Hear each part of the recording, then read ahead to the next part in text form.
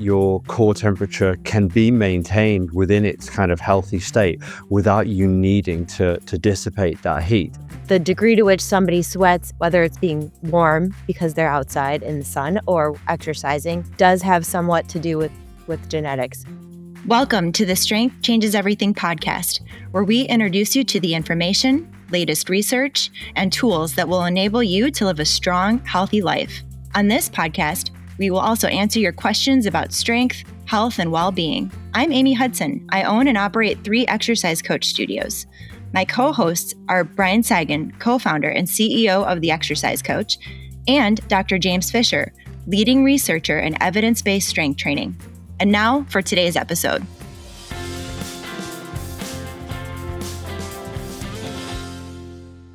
Today's episode is another listener question related to one of the factors that people look to as a potential indication of the quality of their workout or how hard their exercise session was.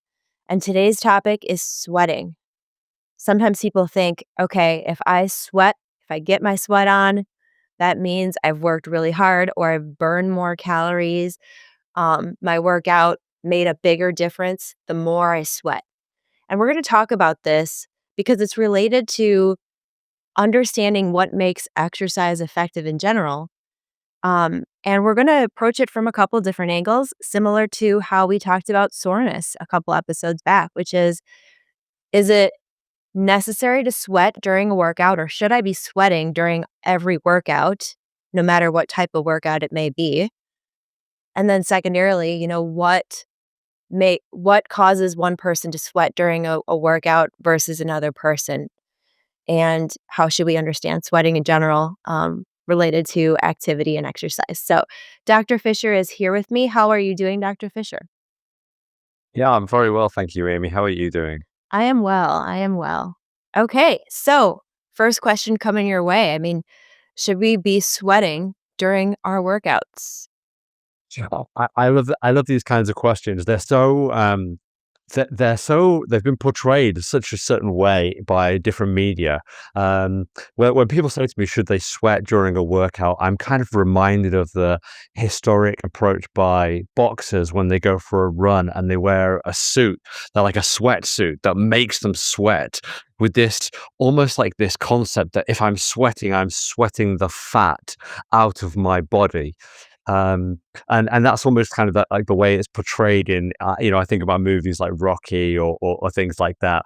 And so, it's really easy to have this kind of question because we're kind of confused about it. What is it? What's kind of the answer? So I love that a listener has kind of written in and asked this question. It's not that simple, I'm afraid, and it's nothing to do with fat loss. The reason that we sweat during exercise or during anything is simply a cooling mechanism for our body. So it's about our body's thermoregulation. So our body wants to be our core temperature should be within a very fine area. It's typically within sort of 2 degrees Fahrenheit, about 97 to 99 degrees Fahrenheit, or about 37 degrees centigrade. And it wants to stay within that area. If it gets too cold, we're going to shiver. If we get too hot, we're going to make adaptations to our environment or to our body to release that heat. So we all know if we get too cold, for example, hairs might stand on end. And the idea of that is to try and trap the warm air from our body and get closer to our skin. But when we get too hot, we're trying to lose that heat. So, for example, our blood from our core might go closer to our skin.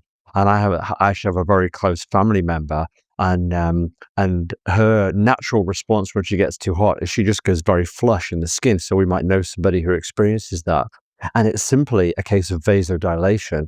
Our core temperature is rising. Our body wants to get rid of that heat. It sends that blood closer to our skin surface so that the heat can be dissipated from our body. We can lose that heat into the atmosphere. Now, if we get too hot, then simply by sweating, we can lose some of that body heat. We sort of signal our sweat glands to release sweat and moisture onto the skin, and then it can evaporate, or hopefully it can evaporate. So we may all have experienced sweating in a very humid environment where we feel like we sweat more, but actually it's just that the sweat stays on our skin and we can't lose that heat into that environment. What I just heard you say is that sweating is somewhat dependent on one's DNA or genetics in terms of the example you gave is some people may become flushed red in their cheeks when they get hot. Other people may be more quick to sweat and just their body is cooling themselves off. And so the degree to which somebody sweats in any situation, whether it's being warm because they're outside in the sun or exercising, does have somewhat to do with genetics. So then let's talk about it in terms of exercise. Is it an indication of the quality of a workout? It's unfortunately, it's not an indicator of the quality of the workout. We may experience sweat at different times, and this is really interesting. So, for example, if somebody eats really spicy food, then they might sweat. If somebody is struggling with stress or anxiety in a specific situation, then they might find that they're more prone to sweating in those stressful environments. So it's simply not. It's simply an indicator that our core temperature is starting to rise for whatever reason that might be. Now, that might be as a product of exercise in this case, and it might be a marker of the intensity of the exercise. So if we are working harder than normal and we're starting to sweat, then yeah, that's great. But actually, it might just be that the room that we're in is warmer and therefore we're sweating more. Or it might not even be that. It might simply be that our body's hydration levels aren't quite the same. So the natural cooling mechanism within the body of that fluid that we have within the body isn't able to circulate to keep our core temperature down. But yeah, it's a completely or it can be a really genetic kind of trait. And like I said, it's not specific family members. It can be, any individual. They might sweat earlier based on their core temperature rising, or they might sweat later, and so forth.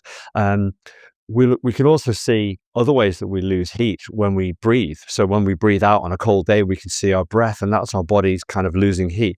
So of course, when we start to exercise, if we're breathing harder and we're breathing deeper, then and breathing faster, sorry, then of course we're losing heat in that way. And the analogy there is the obvious one that, a dog, that's exactly how a dog will lose its heat, by panting. And to some extent, humans are doing the same thing. So some people will be really efficient in losing that heat through that heavy breathing, but other people might not be so efficient in that way, and therefore their skin will go flush, and that might be more efficient for them.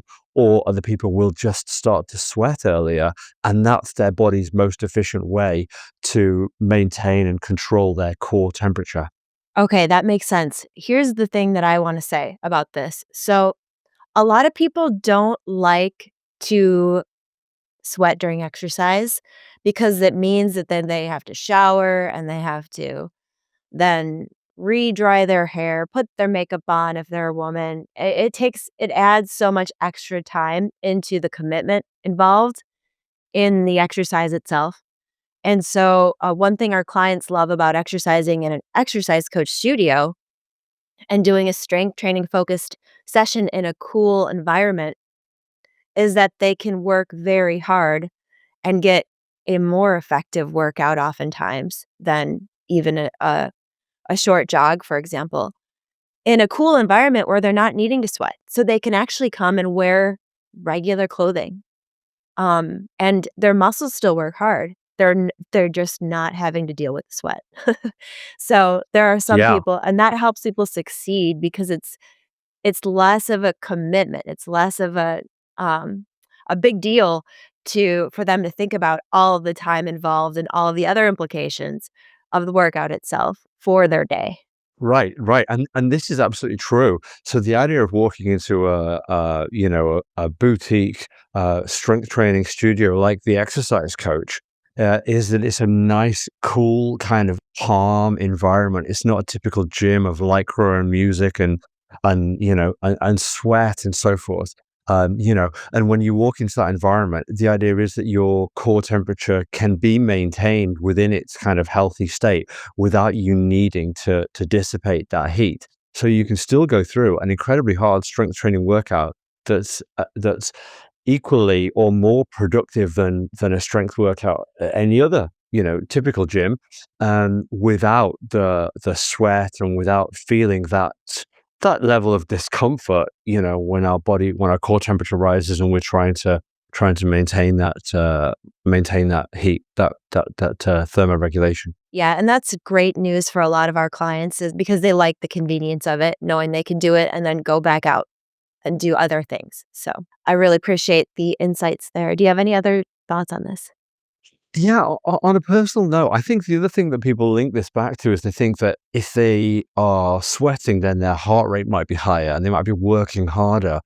When I was last in the States, I was in Tennessee back in the start of February, and I did a workout. The exercise coach, Kevin, put me through a workout, and on a few of the exercises, my heart rate was up into the mid to high 170s, I think 174 to 178. So that's a pretty high heart rate. And most people during a strength workout might not get quite that high, but they might get up around that point. And I wasn't sweating because it was an exercise coach studio, so it was air conditioned, it was nice and cool. And, I'd just moved from one exercise, I'd had a little drink of water, then into the next exercise. So I'd had kind of a bit of time to catch my breath. But yet, if I go for a run, and we're experiencing some really nice weather here in the UK, it's probably mid to high 70s. Fahrenheit. And if I go for a run now, and my heart rate might be around 160 or 165, so it's kind of a very steady pace. It's not an overly hard workout, but because I'm out in the sun, I might find that I'm sweating more. Now, there might also be a bit of a breeze, so I might not sweat so much, but it's simply a product of my body's temperature. It's not even a product of how hard my body is working or even my heart rate. It's just about the temperature of my body. Wow. Yep. I can totally see that. I can totally see that. All right. So there you have it. So sweating is not an indication of the quality of your workout. That's not the main goal. That's not the main goal. And we're going to talk in a future episode about what is the main goal. If you're looking for your exercise to be effective and change you, what is the goal? So it's not soreness, it's not sweat, it's not even time spent exercising. So if you're curious to hear what that is, stay tuned in a future episode. But thank you so much. Don't forget to submit your questions at strengthchangeseverything.com because we love to address what you're wondering about. We will see you next week on the podcast. Remember, strength changes everything. Thanks for listening. If you enjoyed today's episode, please share it with a friend. You can submit a question or connect with the show at strengthchangeseverything.com. Join us next week for another episode, and be sure to follow the show on Apple Podcasts, YouTube, or wherever you get your podcasts so that you never miss another episode. Here's to you and your best health.